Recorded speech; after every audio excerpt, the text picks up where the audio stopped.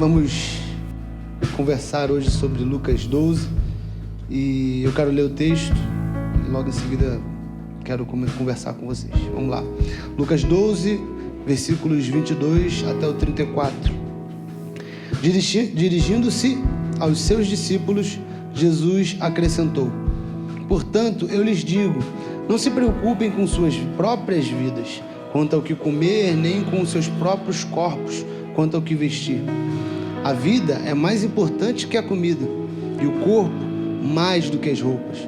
Observem os corvos, não semeiam nem colhem, não têm armazéns nem celeiros. Contudo, Deus os alimenta. E vocês têm muito mais valor do que as aves. Quem de vocês, por mais que se preocupe, pode acrescentar uma hora que seja a sua vida? Visto que vocês não podem sequer fazer uma coisa tão pequena, por que se preocupar com o restante? Observem como crescem os lírios. Eles não trabalham nem tecem. Contudo, eu lhes digo que nem Salomão, em todo o seu esplendor, vestiu-se como um deles. Se Deus veste assim a erva do campo, que hoje existe e amanhã é lançada ao fogo, quanto mais vestirá vocês, homens de pequena fé. Não busquem ansiosamente o que hão de comer ou beber. Não se preocupe com isso, pois o mundo pagão é que corre atrás dessas coisas. Mas o Pai sabe que vocês precisam delas. Busquem, pois, o reino de Deus, e essas coisas lhes serão acrescentadas. Não tenham medo, pequeno rebanho, pois foi do agrado do Pai dar-lhes o reino. Vendam o que têm e deem esmolas. Façam para vocês bolsas que não se gastam com o tempo. Um tesouro nos céus que não se acabe, onde o ladrão algum chega perto e nenhuma traça destrói. Pois onde estiver o seu tesouro, ali estará o seu coração. Antes de eu, falar sobre o texto, eu queria dar um pequeno testemunho sobre o que Deus tem feito na minha vida através da confiança que eu tenho buscado cada vez mais ter nele. Eu já falei algumas vezes, mas eu acho que agora eu vou complementar um pouco melhor sobre o que aconteceu na minha vida há alguns meses atrás. Eu estava para sair do quartel, mais ou menos, já estava programado, eu já sabia que ia sair do quartel desde o ano passado, de 2022, lá em fevereiro, março, maio, por ali. E eu fiquei meio desesperado, eu confesso. Tanto eu como minha esposa ficamos um pouco apreensivos, porque eu estava me direcionando ainda profissionalmente, eu só tinha o quartel, precisava do trabalho, enfim. E eu continuei fazendo as coisas que eu estava fazendo na igreja, na minha vida, e decidi devagarinho, fui confiando, fui vindo à igreja, fui continuando todas as coisas. E eu tive a felicidade, graça de Deus, de poder, quando sair do meu antigo trabalho, ter a oportunidade de já estar trabalhando. Mas assim, eu queria complementar isso, para vocês verem a fidelidade de Deus e para vocês verem que se nós confiarmos em Deus, nós temos esse cuidado de Deus. E nós podemos ver essa mão desse Deus que provê. Quando eu saí do quartel, eu tinha um determinado salário e quando eu fui para esse novo emprego, meu salário mudou porque tem taxas que a gente paga mais, impostos, enfim, FGTS. Então, meu salário ia reduzir o meu patrimônio, o salário que eu ia ganhar. E no mesmo mês que eu estava nessa transição de carreira, transição de profissão, eu consegui, através de um familiar meu, uma oportunidade de ajudá-lo em algo que iria ajudá-lo e iria me ajudar, porque ele está me pagando o salário. E exatamente essa diferença, essa ajuda que eu estou, esse trabalho, esse segundo trabalho que eu estou tendo, é a diferença que eu teria desses descontos. Então assim, eu posso falar para vocês com propriedade, esse é o nosso Deus. É o Deus que, se nós confiarmos, se nós acreditarmos nesse texto, acreditarmos nessa canção, é o Deus que supre, é o Deus que completa, é o Deus que cuida. E Ele faz no tempo dele, gente, não é no nosso tempo. Eu estava desesperado ano passado, sabe? Estava desesperado ano passado. Um desespero assim, eu diria santo, sei que existe isso. Mas eu estava confiando que Deus faria. E foi chegando perto do retiro, falei, não, agora eu vou confiar de verdade. E aí confiei e Deus faz. Então acreditem nisso. Acreditem nesse texto, porque é um texto conhecido. Eu quis dar esse pequeno testemunho porque é um texto conhecido. É um texto que a gente lê o tempo todo, é um texto que Enfim, Lucas 12, a gente sempre fala sobre ele. Tem versículos aqui que a gente fala em todas as pregações, talvez. Mas a experiência ou a vivência traz essa proximidade desse Deus que cuida da gente. Porque Ele é um Deus que cuida da gente. Uma das coisas que mais Deus falou comigo através desse texto é que Deus me conhece, Deus nos conhece. E a gente às vezes tem a impressão de que vir ao culto, enfim, ter a nossa devoção a Deus parece um pouco distante, sabe? Mas, de fato, esse Deus é o Deus que nos conhece. É o Deus que conhece nossas particularidades. É o Deus que conhece do nosso salário. É o Deus que conhece do nosso interior, sabe? As doenças que a gente tem, as doenças que a gente não tem, aquilo que precisa ser curado, aquilo que não precisa. Então, esse é o nosso Deus, que conhece do fio do nosso cabelo, a unha do nosso pé, enfim. Esse é o nosso Deus, conhece tudo, tudo na gente. E esse é o Deus que está aqui, neste lugar, chamando para a gente se relacionar com Ele. Creia nisso, creia que esse é o Deus que você pode confiar. Creia que esse é o Deus que você pode estar perto. Creia que esse é o Deus que vai te suprir nas necessidades básicas, que é o que o texto diz mais ou menos. Quero reler aqui os primeiros versos que diz assim: dirigindo-se aos seus discípulos, Jesus acrescentou. Jesus ele estava dando algumas instruções antes um pouquinho e ele falava sobre algumas coisas e em determinado momento ele dirige-se aos discípulos. Ele estava falando para muitas pessoas, para multidões. Alguns estudos falam que ele estava falando para todo mundo que queria ouvir. E depois, em determinado momento, ele dirige aos seus discípulos, a quem andava com ele, a quem ele era mestre, a quem ele era o mestre. E ele diz assim: dirigindo-se aos seus discípulos, Jesus acrescentou: portanto, eu digo a vocês, não se preocupem com a sua própria vida, quanto ao que comer, nem com o seu próprio corpo. Desculpa, falei errado. Com a sua própria vida, quanto ao que comer, nem com o seu próprio corpo, quanto ao que vestir. A vida, ela é mais importante que a comida, e o corpo mais do que as roupas. Observem os corvos, não semeiam nem colhem, não têm armazéns nem celeiros. Contudo, Deus os alimenta. E vocês têm muito mais valor do que as aves. Quem de vocês, por mais que se preocupe, pode acrescentar uma hora que seja a sua vida? Visto que vocês não podem sequer fazer uma coisa tão pequena, por que se preocupar com o restante?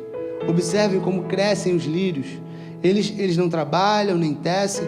Contudo, eu digo a vocês que nem Salomão, em todo o seu esplendor, vestiu-se como um deles. Se Deus veste assim a erva do campo, que hoje existe e amanhã é lançada ao fogo, quanto mais vestirá vocês, homens de pequena fé. Então creia, esse é o Deus que veste os lírios, o Deus que nos veste, o Deus que nos supre.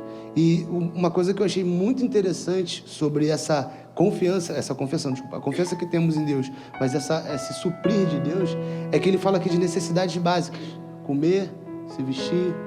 Deus supre as nossas necessidades básicas. Ah, Mateus, mas tem gente que não acredita nisso, não vive isso. Mas se você crer, se você confiar, se você acreditar, se você se buscar esse Deus, Ele é o Deus que supre as suas necessidades básicas. Não sou eu que estou falando, é a Bíblia que diz.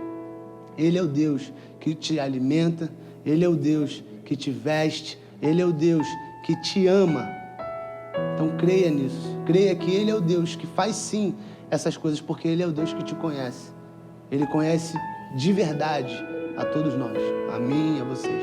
Ele conhece de verdade. Então creia nisso, creia de verdade.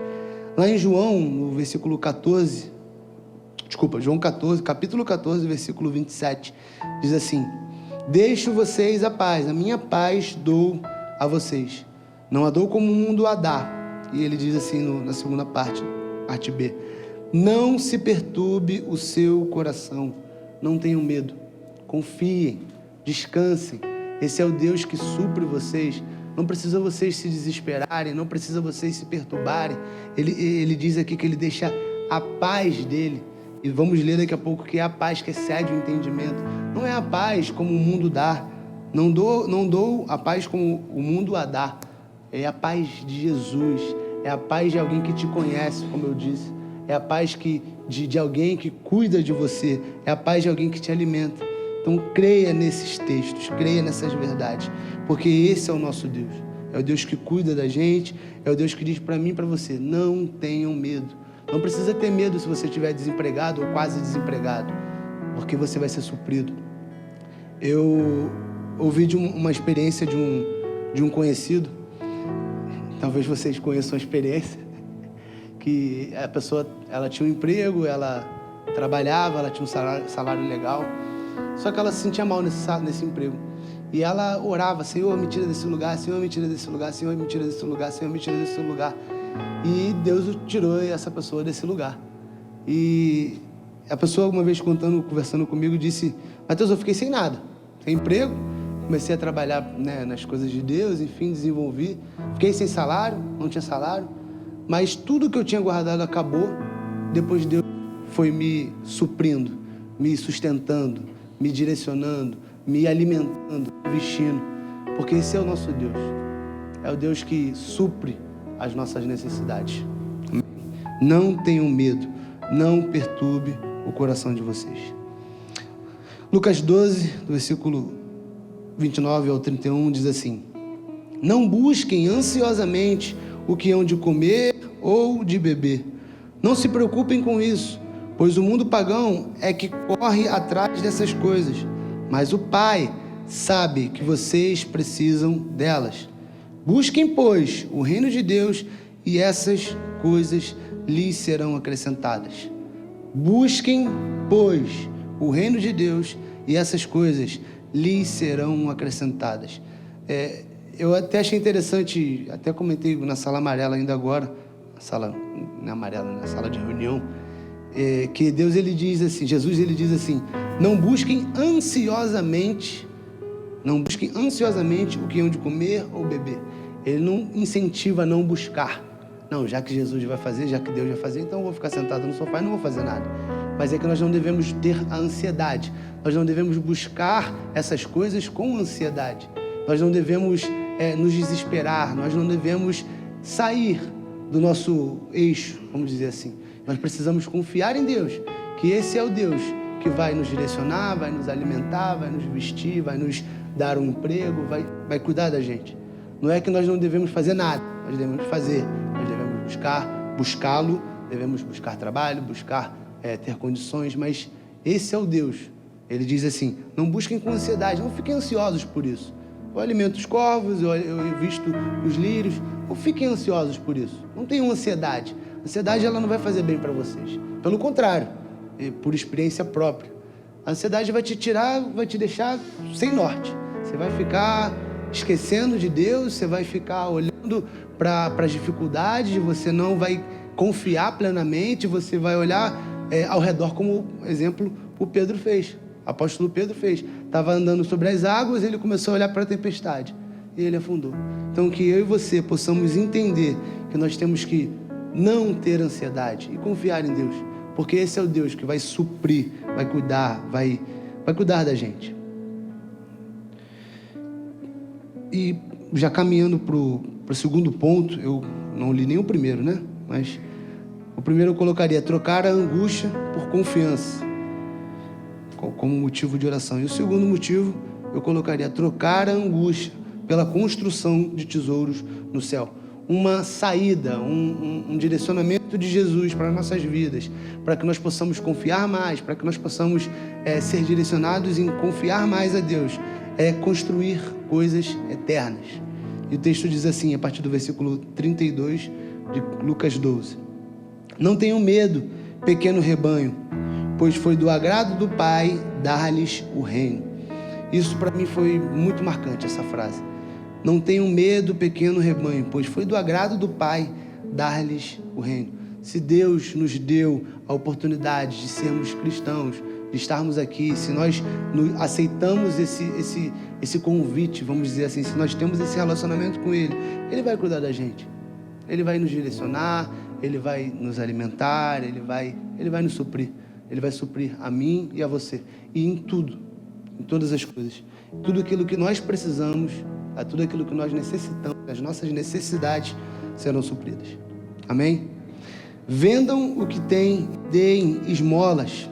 Façam para vocês bolsas que não se gastem com o tempo, um tesouro nos céus que não se acabe, onde o ladrão algum chega perto e nenhuma traça destrói. Pois onde estiver o seu tesouro, ali estará o seu coração.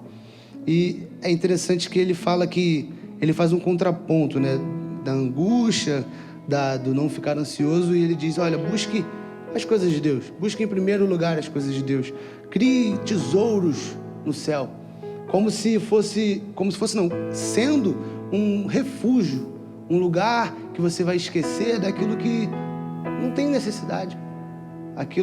Uma vez eu aprendi no quartel e me marca muito isso, que tudo que começa de ruim também termina. Tudo tem um começo e um fim. Até as coisas boas, né? Até as coisas boas, elas começam e terminam. Até as coisas ruins, elas começam e terminam. Então as aflições, elas vão começar e vão terminar. Porque já está decretado, é o começo e o fim. Não tem como a gente não pode ficar ansioso. Eu sei que somos seres humanos, somos falhos, mas quando você se vê ansioso por algum motivo, por alguma coisa, busque esse Deus. Lembre que você pode confiar nele. Lembre que ele te conhece. Lembre que ele entregou, como diz aqui, foi do agrado do Pai dar-lhes o reino. Foi do agrado do Pai estar com você. Um dia ele te chamou em algum lugar que você estava. Alguns estavam fora da igreja. Ele te chamou naquele lugar, através daquela pessoa, falou o teu coração e você aceitou o convite. E hoje você está aqui, não tem motivo. Não tem motivo para se angustiar, para se entristecer, para não confiar. Confie em Deus, porque Ele está conosco, Ele cuida da gente. Amém? Ele cuida da gente. Então, busque construir tesouros no céu. Troque essa ansiedade por construção de tesouros no céu. Construa coisas. O que é construir tesouros no céu? É construir coisas que vão te gerar tesouros eternos. Estar com Deus, estar na igreja, ler a Bíblia, orar, cantar cânticos, louvar, adorar, pregar, enfim, evangelizar. Esteja com Deus, confie nele, construa esses tesouros e deixa essas coisas que só vão te atrasar, te dificultar, te limitar. Continuando. Isaías 41 diz assim, 41:10. Por isso, não tema, pois estou com você. Não tenha medo, pois sou o seu Deus. Eu o fortalecerei e ajudarei. Eu o segurarei com a minha mão. Eu o segurarei com a minha mão direita vitoriosa. Eu vou reler. Por isso, não tema, não tenham medo, confiem, pois estou com vocês. Ele nos conhece, Ele está conosco. Não tenha medo, pois sou o seu Deus. Esse Deus, o Deus de Moisés, o Deus de Abraão, o Deus de Isaac, o Deus de Jacó, o Deus da igreja Mipave, o Deus das igrejas do Brasil. Esse é o nosso Deus, o Deus que te alimenta, o Deus que te supre, o Deus que te guarda. Esse é o nosso Deus, o Deus que conhece você, conhece a tua história, conhece o teu passado, conhece tudo aquilo que você passou, esteve com você em todo esse tempo, te guarda, te guardando e vai te guardar. Confie nesse Deus, confie, porque esse é o Deus que diz para não termos medo, pois Ele é o nosso Deus, é o Deus que nos fortalece, é o Deus que nos ajuda, é o Deus que segura as nossas vidas com a mão direita vitoriosa dEle. Acredite nisso, acredite nessa verdade, acredite, porque esse é o nosso Deus. E como terceiro ponto, já caminhando para o final, eu quero propor um motivo de oração que nós possamos entender e orar para trocar as angústias por oração e pela paz de Deus. Que eu quero ler o texto de Filipenses 4 como complemento do que a gente já estava falando, que diz assim: não andem ansiosos por coisa alguma, mas em tudo pela oração e súplicas e com ação de graças apresentem seus pedidos a Deus. Orem, entreguem a Deus, supliquem a Deus, façam ações de graças a Deus. E a paz de Deus, que excede todo entendimento, guardará o seu coração e a mente de vocês em Cristo Jesus. Vou reler. Não andem ansiosos por coisa alguma, mas em tudo, pela oração e súplicas, e com ação de graças, apresentem seus pedidos a Deus. E a paz de Deus, que excede todo entendimento, guardará o coração e a mente de vocês em Cristo Jesus. As nossas ansiedades e preocupações devem ser combatidas através das súplicas, através das orações, através da entrega. E quando nós fizermos isso, quando nós entregarmos, quando nós suplicarmos, esse Deus cobrirá ou suprirá ou direcionará nossos corações com a paz dele. E não é a paz como o mundo dá, como a gente leu.